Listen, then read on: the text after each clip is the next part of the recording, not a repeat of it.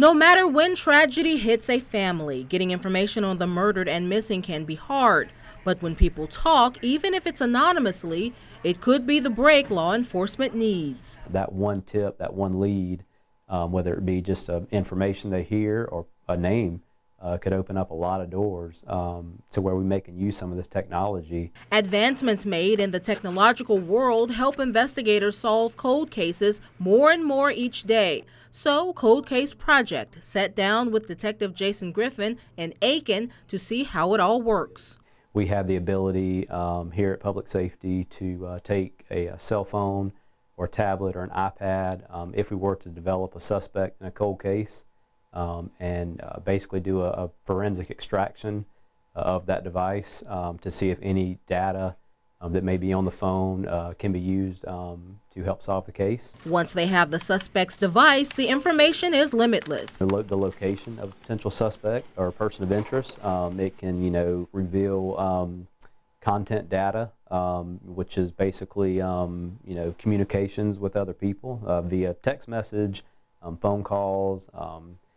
Most times when you take a photo or a video on your phone, it's there's properties attached to it that are timestamped. While some cold cases have an older date, they never close. Detective Griffin says statements and evidence get reviewed to see if newer technology can be applied. Sometimes witnesses are even re-interviewed too. When you process a crime scene and you get fingerprints, first of all, you have to rule out the people that live in the house.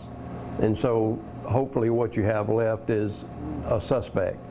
And the hope is that, those go into the APIS system, and when people are arrested around the country, their fingerprints are put into the system, and if they match, then bingo, you've got something to go on. Along with fingerprints, DNA helps too. Evidence previously gathered may have blood, hair, or skin cells that may have been missed. A system called Codis, or Combined DNA Index System, can help match the suspect with the DNA. You can get evidence reran a second or either third time as newer DNA technologies come available. Software programs help as well. Detective Griffin says Aiken Department of Public Safety also networks with other agencies collaborating on similar cases. Something that beats technology, is somebody that happened to see it, somebody that happened to be there, somebody that heard about it. Technology keeps improving, and perhaps some of these updated techniques can be applied to your loved one's case. Remember, it's important for you to check in with investigators, keeping your information updated and staying on top of the status of the case. Next time on the Cold Case Project, we take you to Fairfax, South Carolina, where Marquell Thomas was shot at his Aiken Avenue home on April 10th, 2018. He was 22 years old. What family and law enforcement need to get justice and close the case.